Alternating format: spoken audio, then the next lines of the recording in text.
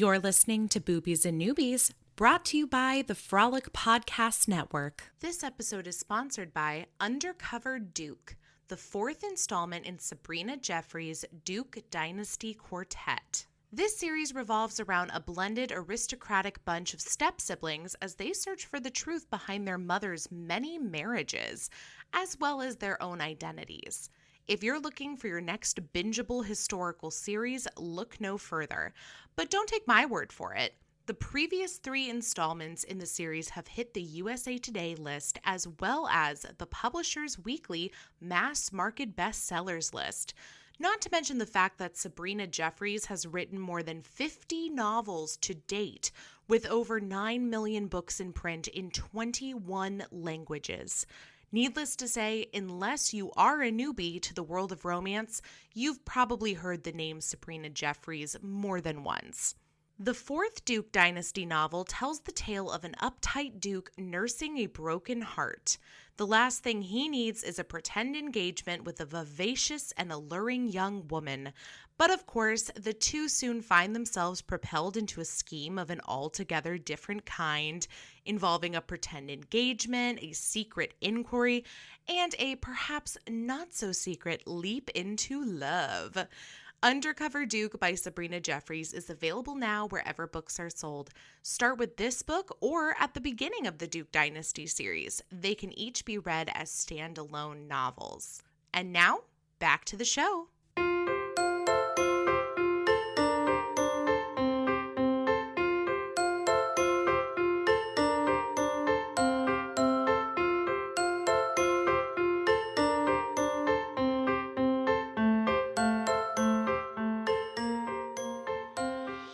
Welcome to Boobies and Newbies, the podcast that asks novice romance readers to think outside the dick in a box and brave the unbridled world of erotica. I'm your host, Kelly Reynolds, and it's time for another Steamy Spotlight author interview. Joining me today is writer and performer Georgia Clark. In addition to authoring several books, the latest of which we will be discussing today, Georgia also hosts the popular storytelling night called Generation Women, an event where women of all ages can come together, tell their stories, and be celebrated. Her latest book, It Had to Be You, is a delightful mix of Love Actually and The First Wives Club. And while we won't be reviewing it for the podcast, it seems like the perfect book to discuss as we segue into our June reading theme, wedding season. So please, everybody, join me in welcoming Georgia Clark. Hi, I'm so happy to be here. I'm so happy to have you here. And I have to tell you, I had so much fun putting together today's interview questions, mainly because I realized that I'm not an Australian author living with my hot wife and eating cheese in New York. However, we actually have a lot in common, starting with the fact that we're both screenwriters. Yes, yeah, great. I love that. So how does one go from a filmmaker, screenwriter living in Australia to writing books and living in New York City? I came to New York on a trip with my then roommate and a couple of her girlfriends in 2008, and I'd actually traveled pretty widely before then. Australians are kind of, born with a passport and a desire to get the hell out. And so I had traveled around. I went to Mexico and Guatemala with my kind of college girlfriend when we were both teenagers, to our parents' horror, and did Europe a few times, bumbling through in my 20s, and a few other places. But New York City seemed to me to be as glamorous and foreign as the moon. And the idea that Australians are obsessed with New York. We're raised on American culture. Like 80% of the television programming, is American. So we're very well versed in America, but it's not as common to sort of go there as it is to, say, go to, London and, our Commonwealth countries and stuff. But I had always loved the idea of New York, and of course had grown up seeing like New York in the movies and New York in TV shows. Mm-hmm. But the idea that I would go there was like sort of out of the question until my roommate was going, and I was like, yeah, I'll come. as soon as the wheels of the plane hit the tarmac, I had this like electric feeling that I was where I was supposed to be, which only just confounded and built upon itself in our 10-day trip. I'd had some really good fortune of landing a free place to stay from someone that I'd met like in Vietnam a million years ago who was going to be away and gave me her entire apartment. And we had this amazing 10-day adventure where I went to UCB theater for the first time and fell in love with improv. And we were just Mm. like staying up late and eating and partying. And I was like, that's it. I'm going to New York City, and came home and told everyone, not entirely convinced it would happen. But the amazing thing is when you sort of announce a plan to people, they slash the universe starts putting it into play. And I landed back in New York in March of 2009, which, yes, was the height of the financial recession, Oh, yeah. which Australia wasn't really experiencing to the degree that America is experiencing. That was not a well-timed arrival on my part. But very quickly, firstly, like, was absolutely convinced that I wanted to live in Brooklyn for the rest of my life. And I'd had a young adult novel published in Australia in my late 20s, which was sort of based on my experience of being in a band in my 20s with two of my best friends. So it was really about the friendship dynamics of that experience. It was a very sweet and simple YA. And when I moved to New York, I was intending on writing a screenplay, and that was like my first creative project I was going to dive into, but kind of very quickly realized that, wow, everyone's writing a screenplay here and in LA. And I've already had a novel published. Maybe I can, one, have a bit more luck getting a novel published, and two, what I really want to do is write stories and tell stories and spend my days dreaming about characters and fictional situations. And I can do that in the novel form as well. So I sort of I feel like I kind of fell into novel writing as a like I'm a failed screenwriter slash published novelist, but which is a little unfair, I think. But that's kind of how I dove into novel writing. And then after writing like a book that didn't sell, a book that sold for a very, very small amount of money, I was constantly refining my plan and really kind of working hard to teach myself how to be a good prose writer. And because I feel like I have a natural instinct for story, like I always have, but I had to really teach myself how to write good, hopefully good, like fiction, like prose. Oh my gosh. Oh my gosh. Well, I have so many follow-up questions just from that. But no, that's so funny. First of all, I mean, as somebody who moved to LA to be a screenwriter, let me tell you, there are plenty of us out there that would consider ourselves failed screenwriters, mainly because we never get a chance to even start. It's not even failing. But I had a professor that would always joke that, yeah, just go into any Starbucks in LA and say, I need to hire a writer, and you'll have Yeah. like 30 hands pop up. It's funny, isn't it? Because I feel like when we don't have a community, all we want is a community of Yes. people who are like-minded, like us, who are in the same thing. But it can also be a little overwhelming to place yourself in the middle of a community and realize I'm really conscious of not seeing my community as my competition. It's a really easy trap to fall into. That So the people that important.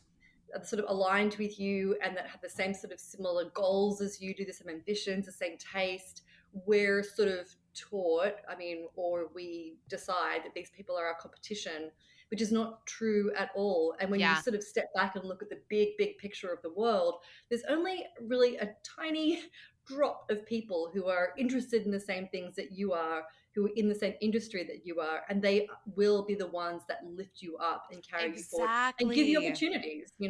And that's something that I've talked about on this podcast, both in relation to the writing community as well as the podcasting community, is if you Mm. stop thinking about it in terms of competition and more in terms of, that these people can help lift you up and you can do the same for them, then it becomes, I think that affects like your entire mindset in a positive Yeah. way. I mean, I hope.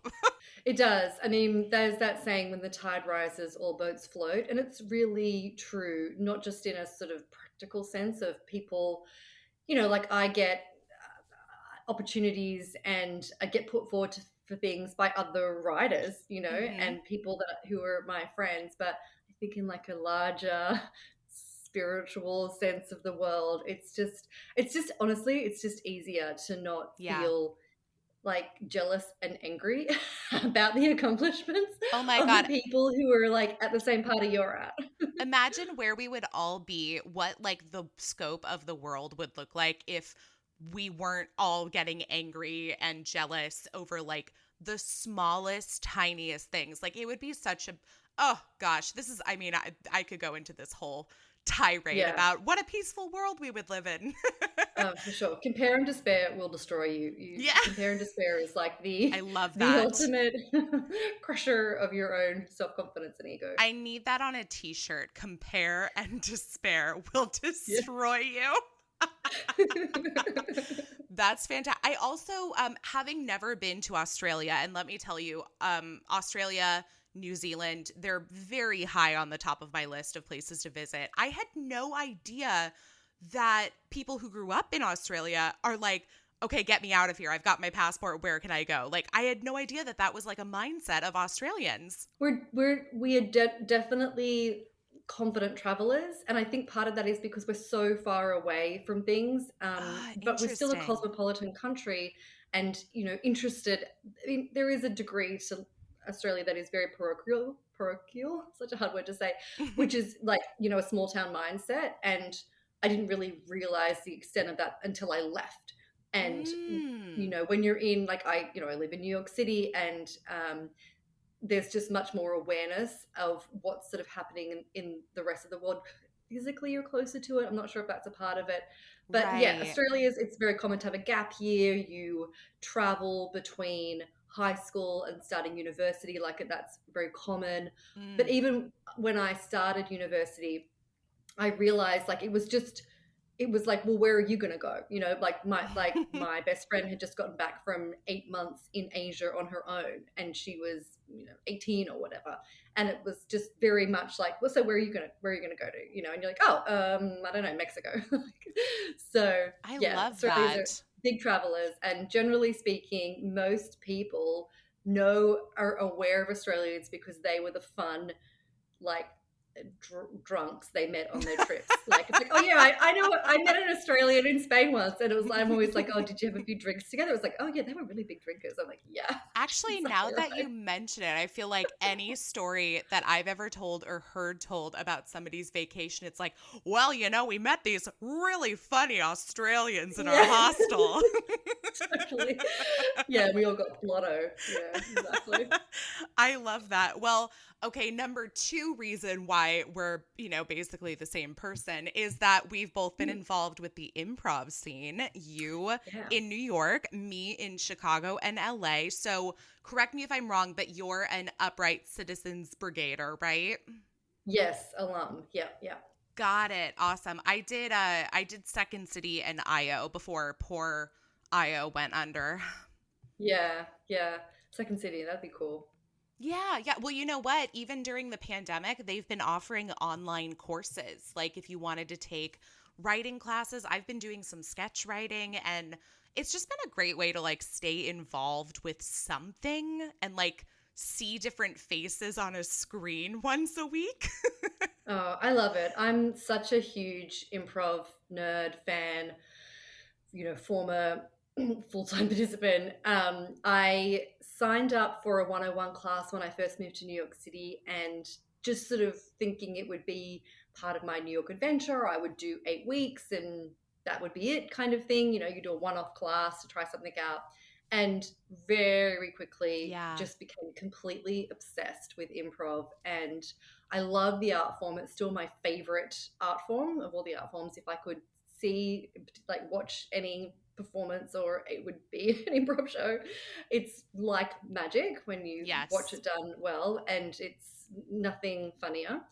And because when I moved to the city, I was in a relationship, but we were long distance, and she wasn't going to move to New York, so that kind of ended. So I was single, and was kind of starting again. Like, it really felt like I was almost like I sort of reset in a way to like an early 20s mindset, even though I was in my like late 20s, because I didn't know anyone. I was single. I was like new to the city. I was a total wide-eyed, excitable newbie, and just exactly the right person to fall headfirst into like a community and become completely obsessed with it and have all of my like social sort of circle like orientating around it. And there was a period of years where all I was doing was like doing improv, seeing improv, teaching improv, being taught improv, like hanging out, drinking with improvisers. You know, Yeah. just the theater was the central space that we all organized around.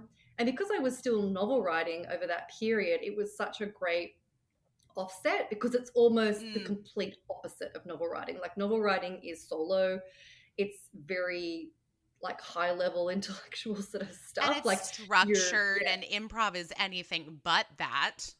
yeah, it's performance, you're in the moment, it's social, it's community based. Like unlike stand up, it only really works if you're on a generous team with people that want to sort of share the spotlight and work together to create something. And I mean, I love stand up, but I just was never have been any good at it. But like and I loved it, and it was a great, I would be sort of writing in the day at the New York Writers Room, and then by night was doing a million different improv things, and it was the best. It was so I love fun. that. I love it. That's very much akin to the lifestyle I was living in LA before everything shut down. So Yeah, I so hope to fun.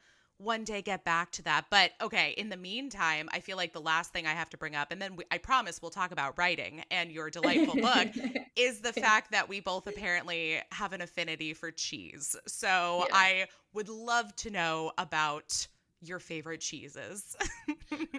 Okay, well, if you were going to have me over, you would basically win my heart with definitely, you know, like a very soft, stinky brie. There's a really Great. good one that Trader Joe's sells actually, which has like some sort of like fancy French name, Of and it's course. so good. It's like I love a spreadable cheese. I actually love Laughing Cow cheese. I'm kind of trash, and Oh that my if I was gosh. yeah, I really love Laughing Cow. It's just cream cheese.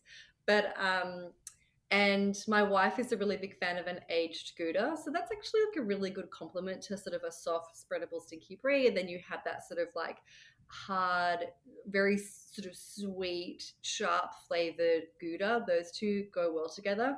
I make myself a little cheese plate pretty much every Yes. night. I love it. I have a solo cocktail hour, and I'll make a little cheese plate up with some pickles and some spreads, and I'll make myself a little cocktail. I'm a smoker, so I like to smoke a little bit of weed and just like transition into my evening that way. That's my self care. I would love to have you and your wife over for cheese. Like that sounds Yeah, like a delightful evening.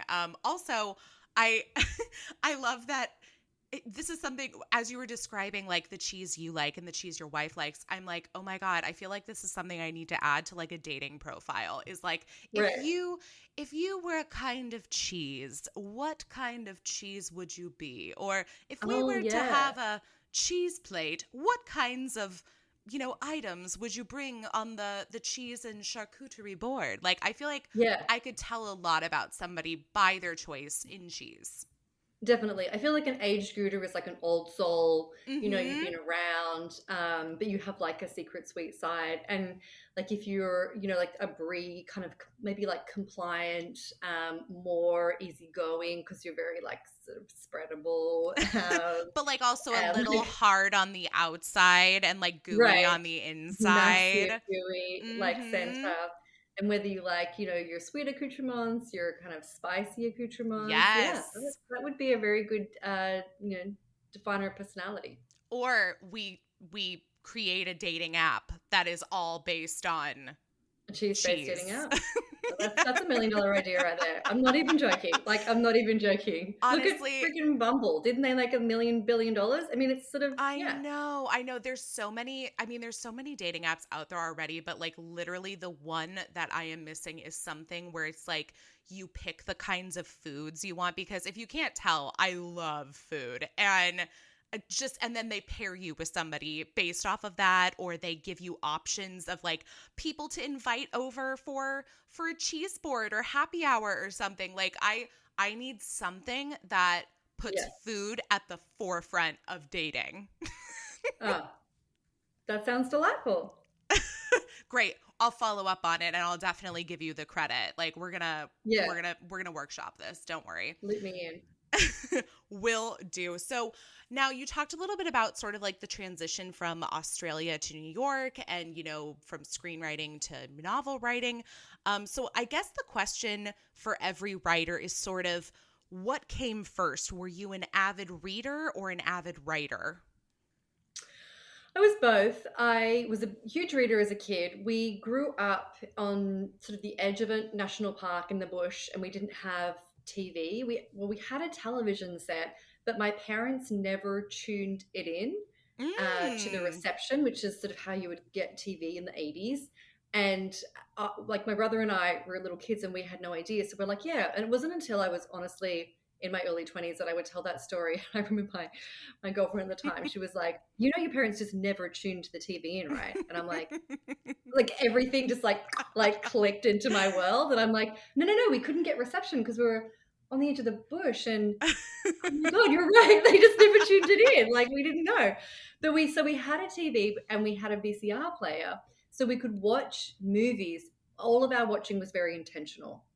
My brother and Yes. I are both full-blown television addicts now, so I'm not sure if like their plan to, whatever it was worked out. But as a result, I read a lot. I was a huge reader. I read a lot of adventure, so like Lord of the Rings sort of stuff. And then I also, give me 5 teenagers gambling around the English countryside solving mysteries, and I'm in. So it was a lot of like when I was a younger reader, Enid Blyton, and then getting into things like the Dark is Rising series, which was like a lifetime favorite, wonderful book series. And I still have these visceral memories of just the pleasure of being swept up in a story and sort of taken away out of my, bedroom into these other worlds. And it's still something that I, really kind of get off on today, and the idea of just being able to go to another place in my imagination. Mm-hmm. So I was always a big reader, and I was also just a big writer as well. I wrote lots of little stories when I was a kid, and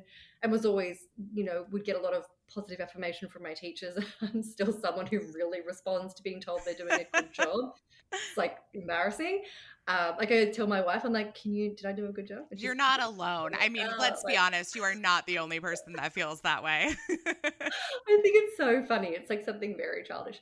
But yeah, so I always read a lot, I always wrote a lot, and yeah, in my early 20s I wanted to be a filmmaker and a screenwriter because it was sort of the way of like getting ideas from my head down on page. But Yeah. I do think that really all the novelists I knew read a lot as kids, and because part of what you don't really realize about novel writing when you kind of get into it, because there is no job description and there is no, you're really figuring out a lot of the intricacies of not just the industry but the practice of actually getting something publishable down on paper, Mm-hmm. is it's a lot of reading. Like you're reading your own work over and over again as you go through, editing stages, and then even getting into like, final proofing stages. But you're also having to read, you read your genre. Like you have to read, you've got to be aware of what's publishing in your genre, so you sort of read within that to have a general sense. You read your friends' work, like you're, blurbing books or whatever. You're reading for research. Like there's just a lot of reading that happens. And if you're not kind of trained to be a long form reader, I think it's very hard to do that. It's not to say it's impossible, but I just do think that's something that I have noticed from the kind of backstories of the different novelists that I know. Yeah. Well, and then how about romance? Obviously, this is a podcast, that Mm-hmm. caters to both newbie and longtime romance readers. Are you a Yeah. fan of reading the genre? Yes, I am. I love romance. I'm a romantic, and all of my, like I feel like my 20s was just defined by one disastrous romance after the other. Like whose wasn't? And I was never the person that had like the stable partner. You know what I mean? Like Mm-hmm. actually, my first relationship kind of was I started at uni and very quickly fell in with the far left activist crowd, and was just totally enamored in the same kind of way that I got into improv. I guess it was like completely all in, like absolutely the middle of my world. But I was even younger. I was, like 19, 20, 21 kind of Mm-hmm. university age. And I became best friends with this girl called Michelle who had long blue dreadlocks and listened to Bikini Kill Oh my and Sweet gosh. Bikini and made her own clothes and was dating the coolest guy who I ended up moving into his share house. And I was completely obsessed with her and never thought that I could even talk to her, let alone become friends with her.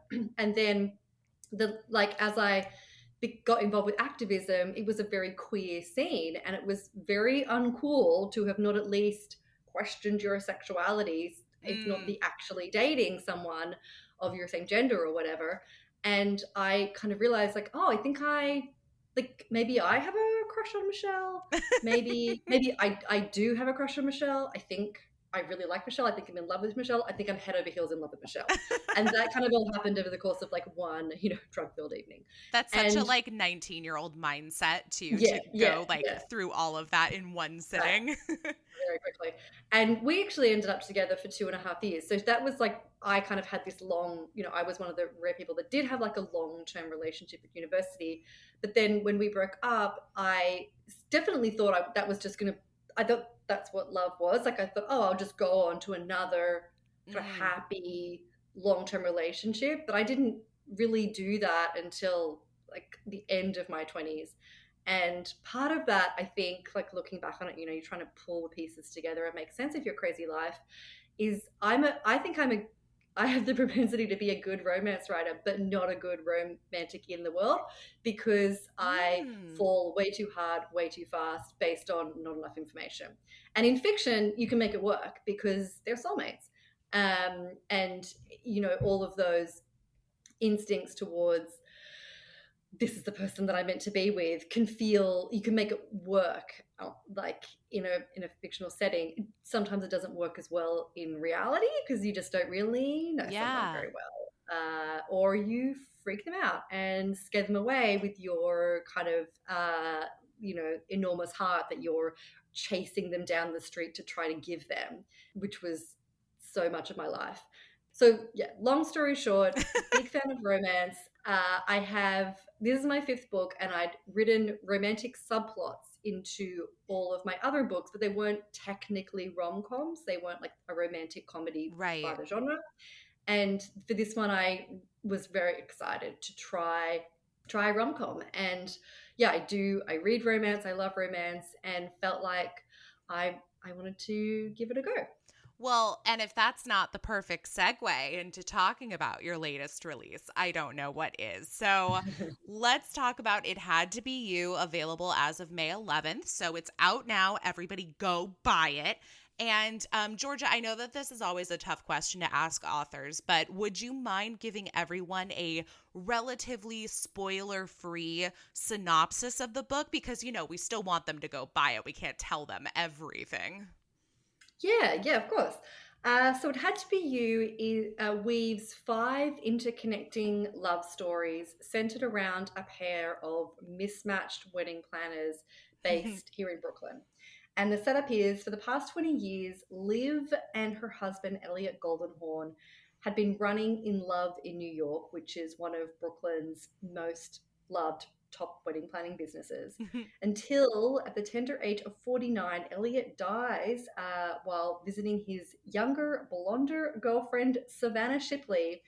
And in a twist no one sees coming, Elliot leaves his half of the business in love in New York to the very surprised Savannah, who didn't know he was married. And to Yeah. Liv's horror, this eternal optimist, like bright-eyed, bushy-tailed Savannah Shipley won't sell. She wants to help Liv rebuild this business. And what starts as this sort of impossible setup between these two women who have like every reason to not like each other and are very sort of worlds apart as far as their backgrounds and ideology, and they are sort of forced to come together to rebuild this business. And the other love, so they both kind of have a love story. The other love stories, not between the two of them, with other people. And the other love stories are of the vendors who work the weddings, the musicians and the florists and the caterers and sort of behind the scenes people that kind of work to make other people's love stories come to life. And It has been compared to like a Love Actually style Yes. structure. Not as far as content goes, don't worry, it's way more diverse and inclusive than that. And my intention was to write something that was very sexy and funny, and yeah, felt modern, felt kind of a reflection of our times in a sort of a big-hearted, sweet way. Well, mission accomplished. Thank you. That's very nice. Thank you so much. Yeah, of course. Well, and so I saw on your author website a very cute video that basically had you explaining where the idea or like the initial concept for this book came from. So I'd love if you could talk about that a little bit. About my wedding. And Yes, and how it yeah, yeah. inspired you to write about all the crazy things that happen in weddings. Yeah, so I asked my then girlfriend, now wife, to marry me at the fall of 2018. We got married in the summer of 2019, and this book finished. I finished in like March 2020. So over the whole period of like planning to get married, being engaged, planning a wedding, having a wedding, like the after kind of glow of the wedding, like that was all matched against the construction of the book. And I guess I had weddings on the brain. I very after getting engaged, just a beginning of scratching the surface of what it meant to become a bride, to throw a wedding, to have this sort of incredibly important cultural moment, in my hands. I Hmm. realized how ripe it is for conflict and drama. There's just a lot going on with a wedding, and it's so much more than just an event or a party or a family reunion or a wild weekend away with your friends. It's sort of all of those things at once, but it's something that defines not just you in as a couple. There's a lot of things that happen about defining you yourself as a person and Mm. yourself in relationship to your community. And yeah, like the opening lines of the book state the thematic territory of the whole book, which is about the conflict between tradition and modernity. And all of the characters are in some way, shape, or form struggling and wrestling with this idea of like who they should be, who they are, like Yeah. what parts of their past is important to carry forward, and what is old ideas that aren't serving them anymore.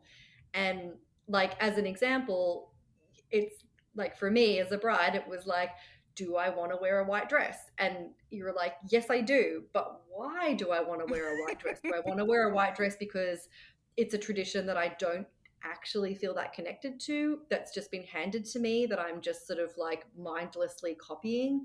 Or is Mm. it a tradition that I feel really connected to and that's important to me, and that, like, and that's like every decision writ large. So Oh my you sort of, as someone gosh. who, if you want to have like a thoughtful experience and you're not just sort of going through a cookie cutter experience, which Yeah. no one wants to do, you're really forcing yourself to ask these big questions. And there is no right answer. Like there's no kind of like, oh, No. you got that one right, well done. You're just making the decisions that feels right for you, right for your partnership, and right in the terms of your place in your community. And as like a woman marrying another woman, it actually, some parts of that make it a lot easier because you already are reinventing the wheel. Like Right. because we're so well versed with what it means to have a straight wedding, it's I think it's harder to push back against the grain and to be like, actually no, like I'm not gonna walk down the aisle this way, like, or whatever. It's like, but that's what's been done for like so many years. But with when you're already changing the script to be like marrying like same sex, it's already a kind of a fluid Yeah. space, which made it easier to kind of be like start from scratch and think like, well, what do I want to do? And all of that sort of plays out in the fabric of this novel, because when you're writing, even if you're writing something that is, you think, very far from your reality, like you're writing a whodunit, set on the moon or whatever, you are still writing about yourself, whether you know it or not. Mm-hmm. Just in the way that you infuse your characters with their preferences and what they're thinking about, what their priorities are, you know, what the whole thing's just a metaphor for anyway. And so I definitely poured a lot of myself and the experience that I was going through in many ways, in this book, which sort of careens through all of these different weddings. There's like five, I think there's like five weddings in the book.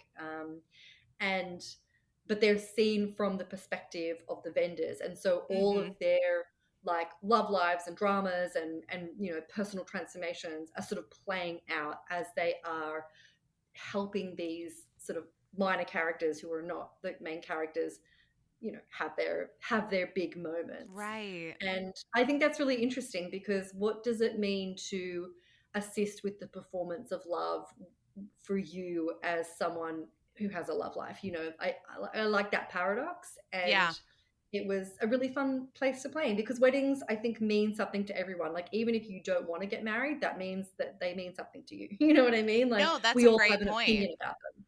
And it's really interesting because obviously, I love, first of all, I love that you got to have your wedding before 2020 hit. You know, I So mean, it's lucky. been a hot mess, but I think it's interesting to kind of see, like, just in the last year, sort of like people redefining and rewriting the script for their own weddings because of the pandemic, in that Yeah. you have some people who are pushing off the wedding because they want to have that big grand affair, and then you have other people who are saying, you know what, we just want to get married, we're gonna go you know, have it on a hilltop, just the two of us. And neither of those are wrong, neither of those are right. I mean, it's really whatever it is to you. And no, that's a great thing that you mentioned, because I feel like not enough people think about that. Like, so often do we just go with the flow and go with, you know, whatever society's expectations are, and that's beyond planning a wedding. But yeah, that's a Mm. really beautiful thing to think about, like, especially as we're heading into a month where we're going to talk about all different kinds of weddings in romance novels. Yeah, well, they're just such a fun place to be in, because there's there's a reason why there's such a long tradition of weddings, like, you know, from Shakespeare up to whatever's coming out, you know, this year, and whatever Yeah. with weddings, because they are, you know, bacchanalian spaces where regular life is sort of put aside and surprise and magic can happen. And Mm, that's and at the same time you have all of these very old ideas, and a lot of, like, especially like, you know, in drama and creating fiction and whatever, you know, families, agendas and expectations, right. assumptions that are all sort of playing out as well. So it's an extremely, you know, juicy space Yeah. for a writer, a creator to kind of get in and explore. You can have a lot of fun, and at the end of the day, they are a beautiful thing, because it's about two people who have decided they want to spend the rest of their lives together, which is, you know, no small feat and kind of amazing. And they're beautiful. And I think that I did a lot of research for this book, because I'm a research nerd. I love to research, and I met and spent time with wedding planners. I got to moonlight as a wedding assistant on a wedding, How and fun. which was really fun. And actually, when I got there, the DJ from our wedding, who was awesome, was the DJ at this stranger's wedding who I was Oh, working at. And it was like, I kind of immediately got that sense of like, oh, this is kind of what it's like to be a vendor. Like, you rock up, you kind of know the staff, like yeah. you know, you're kind of aligned with them, as opposed to the client who is having this completely different experience, and your role is to kind of be in the background of that. Hmm. So interesting. And one of the wedding planners that I was talking to, and this sort of made its way into the novel, just said, like, there's always, you know, wedding planning is tough. Like, it's, you know, Oh, it's not this sure.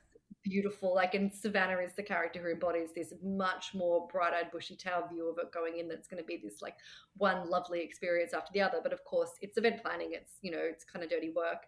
But there's always, you know, a moment where, whether it's a beautiful toast, or, you know, the father-daughter dance, or the Hmm. way the couple is looking at each other in their photos, that really, resets and reminds you that Yeah. love is everything and love is worth fighting for and love is worth trying hard to find. I, spent a lot of time looking for my love, proactively looking for my love until I found it. And it's really worth it because love is all you need, Oh my baby. gosh, stop it. Like, I don't know if this is just so beautiful or I'm on my period, but like, I am like about to like break down crying. Too much love. No, there's no such thing. But That's the thing. I really love that you mentioned too, just sort of like traditions across the generations. And this is something that I've noticed between your books because I've also read your book, The Bucket List, and also with your show that you do, your storytelling event that you host, which so it seems like maybe you have a fascination with, and I appreciate the fact that you're representing different generations of women across your books. Yeah. So the concept of Generation Women is we invite a woman in her 20s, 30s, 40s, 50s, 60s, and 70s plus to tell an original story on a theme. Our definition of woman is broad and inclusive, includes non-binary and trans women, etc. Awesome. And the idea for the show came about after having a conversation with my mother, Jane, about the experience of disappearing as an older woman. And she said that the older she gets, she feels like people are deciding to look right through her and Mm. that she's being erased from society. And it made me really sad and mad. And at that time, I had just kind of finished my journey with improv, and I was on a house team. And then I was eventually cut from that team. I wasn't doing enough work in the theater and anything to kind of like when you're on a house team, you really got to be in the community as a very active participant. But I was like, what am I doing here? I'm not a professional comedian. I want to be a novelist.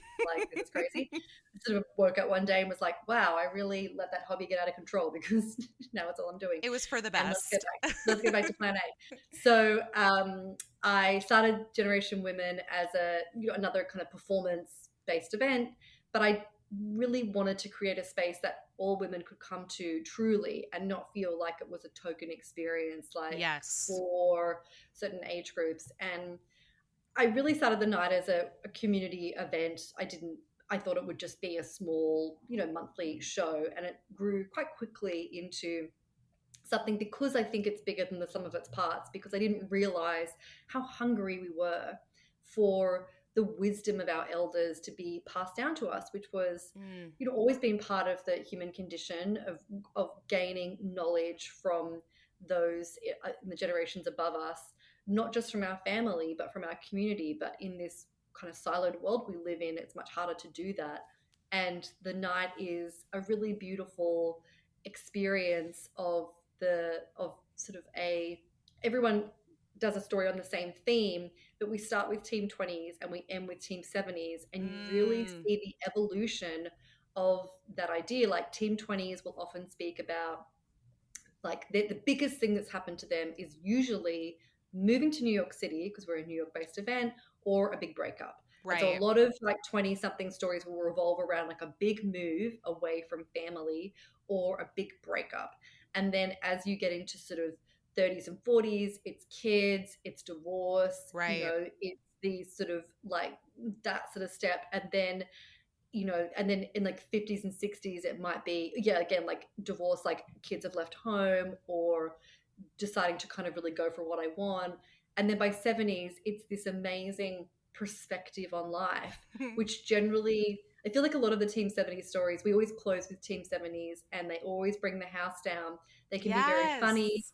but also like just very wise and a great perspective of what it's all about. And to I always kind of come away from the show feeling very relaxed, like much more relaxed than I usually am about, my own ambition and things like that, because I don't know, it's just life. So, something about it, like we're all in the same boat and that we're all going through this together, and Yeah. that you will get past anything. The piece of advice that I like to carry with me is from one of our Team 60 storytellers, my friend Pamela Redmond Satran, who wrote the novel Younger, which was turned into a television Oh, I series. love the show. And she did an early show and she told a story that was a piece of advice that she'd gotten as a younger woman when she was living in New York City in her 20s, like back when you could rent an apartment for $100 in Soho kind of thing. And it was from an artist, a woman artist, and she was like, what is the secret to being a successful artist? And the woman said to her, just keep doing it. I'm not the best artist that I know, but I'm the one that didn't give up. And Yes. Pam told this amazing story about how, like, over the course of her life, like, she wanted to be a writer, and so did all of her friends. But then people had kids, they had careers, they, took a break for a year, which ended up being 10 years. And she was the one that just didn't give up and just kept doing it. And whenever I have, the creative path is up and down, and it's mostly down. Like, I'm in an up moment right now. This book's just come out. It's really exciting. People like it, but like, it'll continue to be a roller coaster for the rest of my life. And in the moments where I'm really down, like where something has just completely fallen apart, or something didn't work or whatever, I'm standing there looking at this mess at my feet, which took me time and energy and everything to put together. And you ask yourself this question, like, well, what the fuck do I do now? The answer is just keep doing it. That's the only way you can move forward, is just keep going.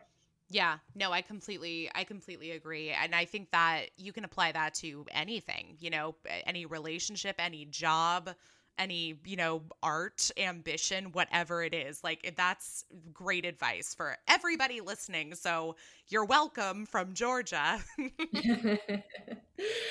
Yeah. And yeah, so I guess, like, to your original question, I'm interested in the generations. I'm interested in having characters who are just not my age and experience. And Hmm. in It Had to Be You, the characters are diverse across not just sexuality and race, but also age, background, religion, in order to create a collective, hopeful story that I hope you will be able to find a part of yourself in one or more of the couples, Yes, even if it's not the ones that you expected. I feel like some of the characters I relate to exactly. the most are actually the most different to me. So Oh, yeah. No, believe me, I was reading it and thinking, wow, I know Liv is like approaching 50, but I really feel Liv. yeah. So, Yeah. and that, I mean, that alone, like the fact that, one of the main characters in the book is a 50-year-old woman, that's not something we see in romance a lot. Yeah, and actually the thing that I think is interesting about the book as well is the central pairing, like the most Yes. important couple at the center, is actually not a man and a woman, and it's not a romantic relationship. It's Liv Mm-hmm. and Savannah. They're the central pairing, and that felt unusual. It's definitely still a rom-com because there are 5 love stories interweaving around each other. But I think what makes it different is that this it's a friendship story, really, at the Yeah. kind of heart, the secret heart of it. And I like that idea, and the fact that Elliot's death, which happens in the first chapter, so it's not a spoiler, their mutual lover's death ultimately helps them create fuller realized identities, is like, I like that idea. No, I do too. Well, and since you brought up Elliot's death, I did want to ask, or just really point out the fact that I think it's interesting as well as impressive that you managed to weave stories about love and romance with actually serious issues and tragedies as well. I mean, Mhm. this book, we have Elliot's death. I know in the bucket list, our heroine realizes she has the BRCA gene, and is kind of like struggling with, am I going to have to get a double mastectomy? And so I think it's really interesting. And do you think it's important, whether it's important for the genre or important just for you as a writer, to include, I guess, like the harsher doses of reality in your work, alongside the major ups like love and romance? Yeah, I like that sort of storytelling. I think that people are definitely able to enjoy a story that has more light. I actually think it makes it easier to enjoy a story that has a lot of light and fun elements if there is something anchoring it that is much more than just the joy of a first kiss. I Mm. love the joy of a first kiss, don't get me wrong. But I think that in a lot of the books that rom-coms that I like, there is generally something sort of, not in all of them actually, but it's something that's kind of bigger, a bigger theme, a bigger comment on society, or that is, it's just like the author, the story is just able to acknowledge that life is hard, and no one is cruising through this thing, no one. And we are all dealing with grief and loss and anxiety, and a lot of these problems are self-created, like problems with that. Like, I'm someone who's always sort of having a difficult relationship with my own ambition. The book that I'm actually working on now really delves into the topic of ambition. I'm really interested in ambition, and but I think that having something like that makes it feel like this is meaty, and there's a lot to be talking about right now. There's there's a lot going on in the world. I don't think that you need to always do that. There's a lot of really fun rom-coms that work for me, that are just a peppy story of two mismatched people finding love together, that in and of itself, if it's done well, can be an extremely satisfying reading experience. But I think that I would say that, like, I'm a pretty politically engaged person. Also, like, I'm queer. I'm connected to a community that is very much still fighting for recognition and representation, and things are changing very fast for the better. But there's a lot of issues, like especially within the trans community, of where there's still a lot of horrible legislation that's trying to be pushed through. Amen. And a lot of violence, and there is a long way to go. And so I think that every creator is finding their own niche and point of view within that space, and sometimes it does speak to a larger kind of darker reality, and sometimes it doesn't, and it's just whatever your kind of personal preference is. But I always enjoy when I get reviews that kind of point that out, that it's like, oh, this is a really fun, sexy book that also touched on some really like serious topics. And I'm like, yeah. Oh, thank you. No, I agree. And those are the books that I like to read. And honestly, when we talk about like serious or darker, topics, that's a very wide scale. I mean, it doesn't necessarily mean that there has to be, the death of a loved one. Obviously, that is the case in the beginning of this book, but there are plenty of rom-coms out there. And I'm somebody who grew up watching rom-coms, from the Philadelphia Story to Friends with Benefits. Like, I really do love them across the ages. And for me, that's one of the leading factors to why I fell in love with reading romance and romantic comedies. And I think for me, the ones that do stand out and the ones that I remember are the ones that go beyond boy falls for girl, and touch on something a little harder or a little darker, or bringing something that's so part of our lives today, part of our realities, into the book, whether it's in a very subtle or a very not so subtle way. So those are the kinds of books that I like to read, because I think those are the ones that inspire a lot more conversation. And for me, that's like the mark of any great piece of art, is that you want to talk about it with somebody. Yes. Yeah, I definitely agree. I think that the great thing about rom-coms, especially, we're in an era where we're having a lot more diverse voices, is they're either going to be showing you the inside of like a couple that you don't really know about, like whether that's like a gay couple or whatever. It's like, oh, this is kind of, people are always fascinated about my relationship, and it's like, who asked who to marry, like things like that. Or you're seeing your own subculture reflected back to you and learning more about it, which is equally as powerful. I think, we all want to see ourselves reflected in art, and we also want to learn more about other human beings and how they really click, and how other people act, like truly see the world and are getting through this thing. And art can do both of those things. Yeah, it's going to sound like a really weird comparison, but it's the same way I feel about watching docuseries about like serial killers. because I want to understand. I want to see inside the way people think and the way people feel and the actions they take. And apparently, the actions are either them falling in love in a romantic comedy or brutally murdering people. Yeah, you're really kind of like, you've got your yin and your yang right there.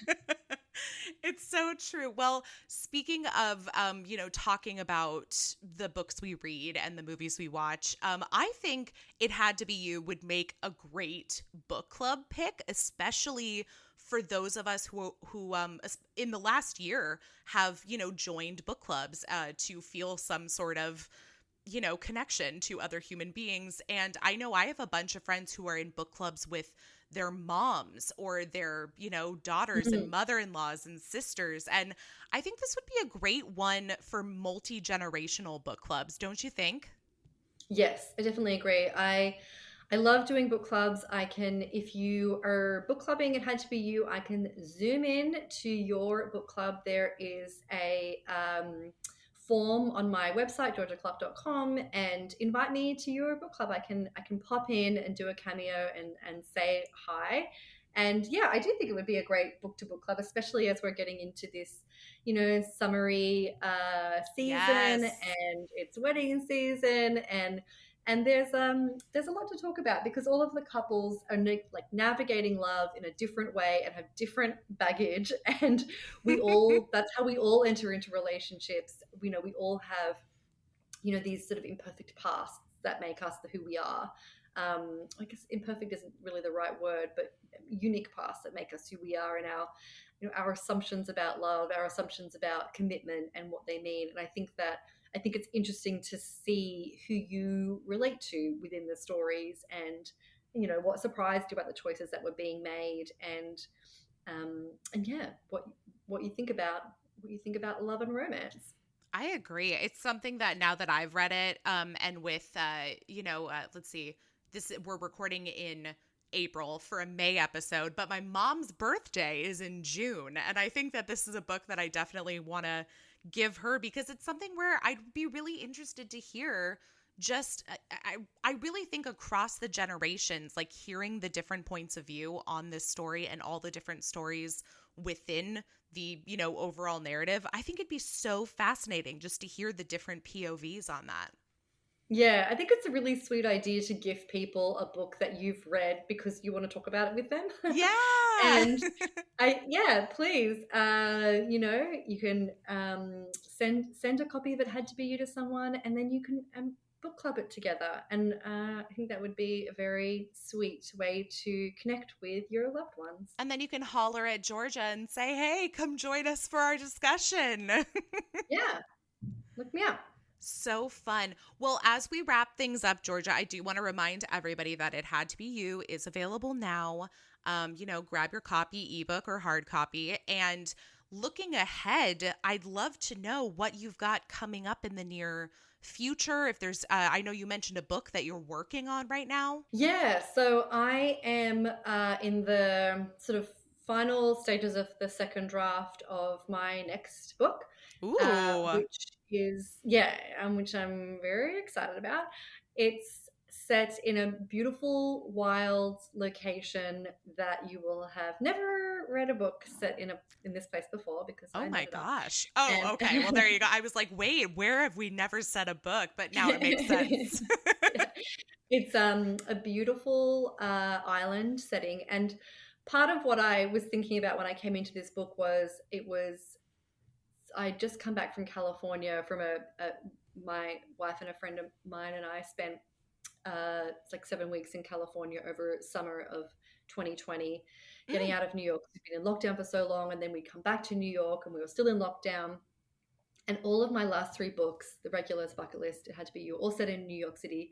But I knew that I didn't want to set a book in New York because it would have felt disingenuous to be writing about the New York that I knew and loved during a moment of true crisis for the city. Yes. And it wouldn't have felt right. And I also wanted to get out of New York in my own imagination. So I Mm. was definitely like, because when you write a book, you're spending the next couple of years in that place with those characters. Right. So this book I sort of came into wanting to respond to the pandemic, wanting to respond to lockdown, but in a way that was more fun than, and also, like, to be frank, my agent was like, don't write about COVID. It's just, no one's gonna, like, we're It's too still in it. soon. No, it's like, we don't know what's gonna play out, and you know what I mean? Like, it's too Yeah. soon to be writing about it. I mean, of course, people are going to be writing about COVID for the rest of the time, but like, that's exactly how I feel too, is the fact that we're still living in it is what makes it difficult for me. yeah, we don't know. We still don't really know how things are going to play out. Yeah. So she was like, don't do it.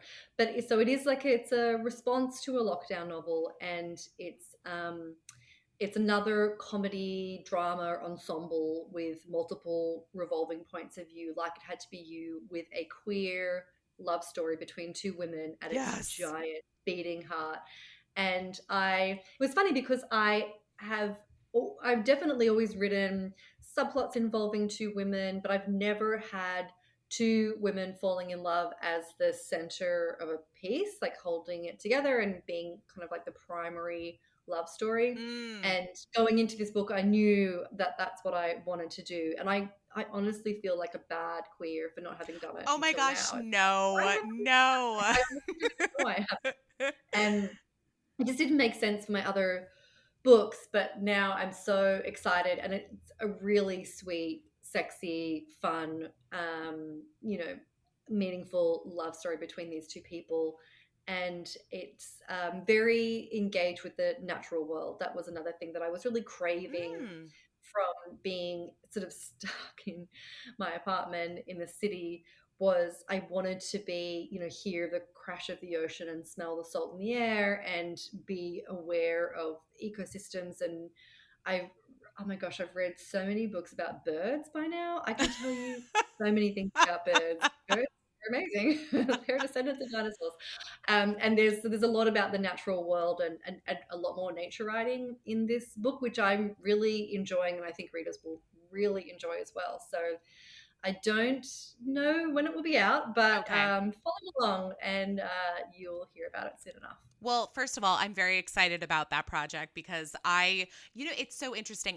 I really love reading queer love stories. However, I feel like there's a lot more male romance out there than there is female romance. So I'm doubly excited about that. Also, for your now bird loving heart, I have to tell you, I have a good friend who hosts a podcast called the Casual Birder Podcast.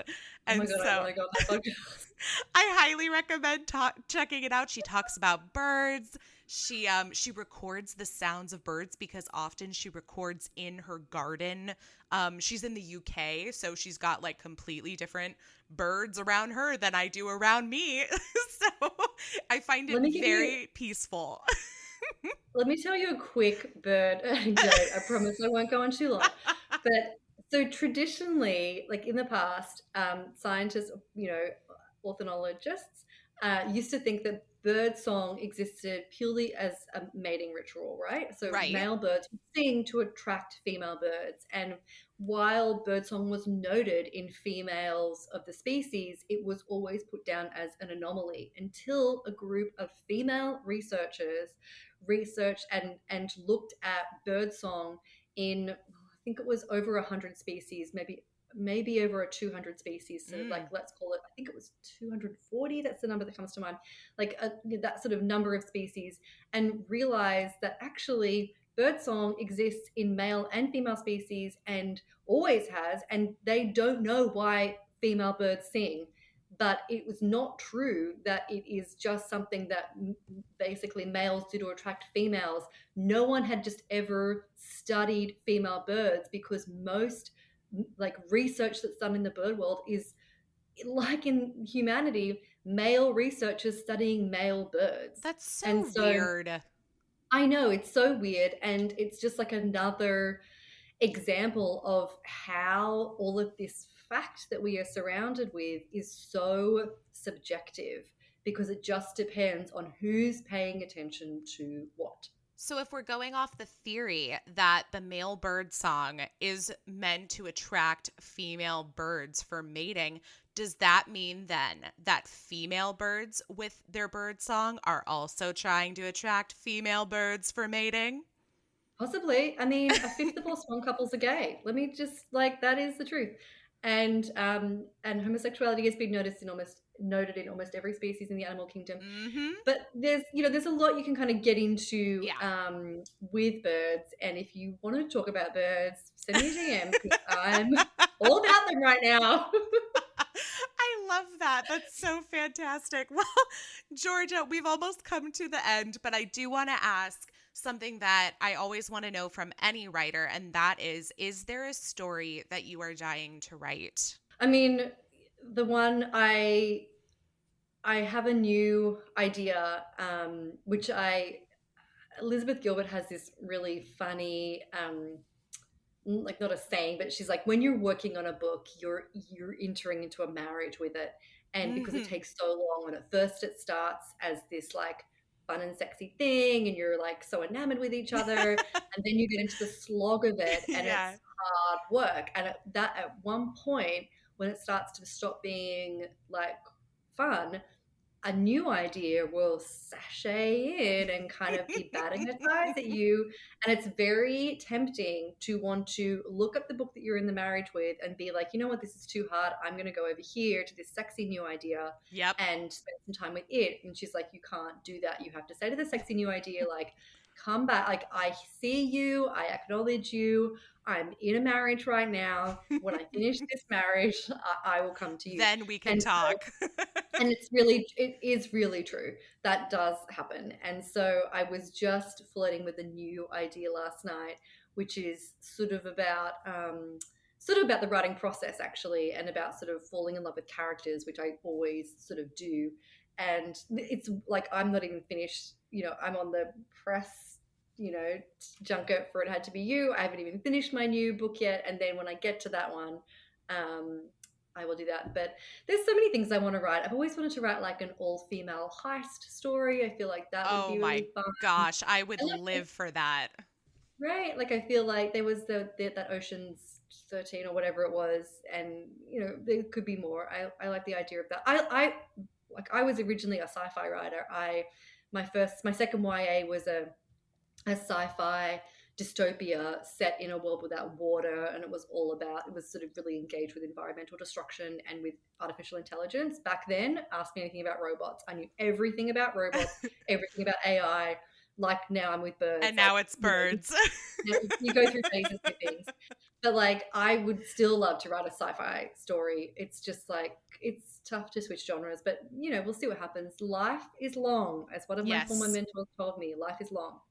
Yes, you've got time. Although I feel like maybe you could combine all of these things together and have a all-female heist sci-fi story, which Yeah, in I the would be future. perfectly okay with.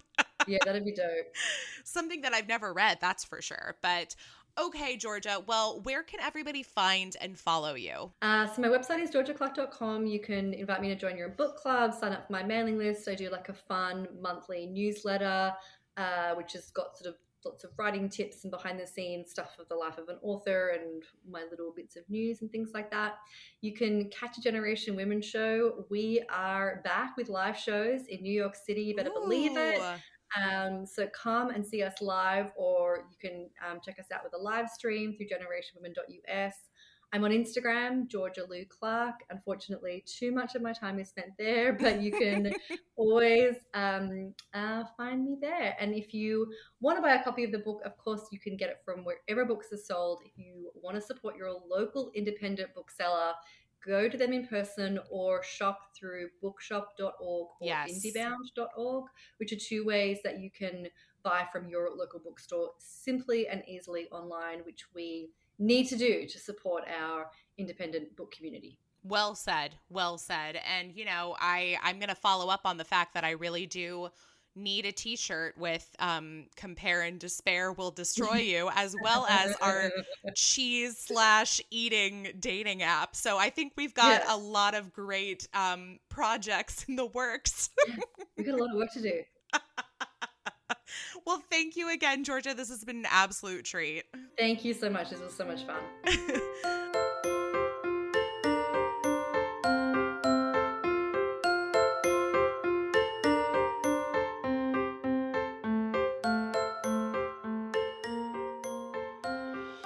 Thanks so much for listening. Boobies and Newbies is part of the Frolic Podcast Network. Find more podcasts you'll love at frolic.media/podcasts. You can follow Boobies and Newbies on Facebook, Twitter, and Instagram at Boobies Podcast.